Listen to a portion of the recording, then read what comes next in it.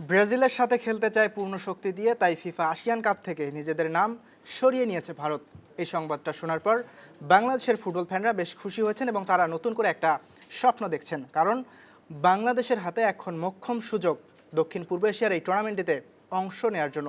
তবে এর জন্য বাংলাদেশের সামনে সবথেকে বড় বাধা শ্রীলঙ্কা।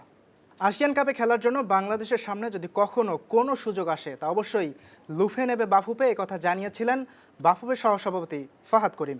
ভবিষ্যতে এটা বাংলাদেশকে সুযোগ হতে পারে, ইউ নেভার নো। বাট একটা ভালো দিক যেটা হচ্ছে যে আসিয়ানটা এখন যদি ফিফা উদ্যোগে হচ্ছে, ডেফিনেটলি ওভারঅল আসিয়ান টুর্নামেন্টের ভ্যালু অনেক বেড়ে যাবে এবং এটার চাকচিক্য বলেন, ওভারঅল পার্টিসিপেশন বলেন, এরকম নন আসিয়ান মেম্বার পার্টিসিপেশন, এই জিনিসগুলি এখন অনেক স্কোপ আসবে, যেটা অত্যন্ত ইতিবাচক। এবং আমি বিশ্বাস করি ভবিষ্যতে বাংলাদেশের সুযোগ আছে ফিফা আসিয়ানে খেলার, ইনশাআল্লাহ।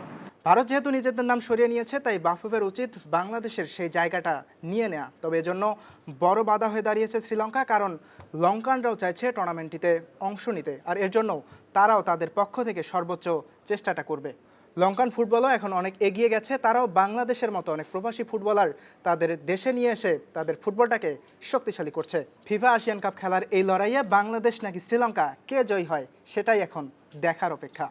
ইয়াসির আরাফাত, সবুজ, স্টার প্লে।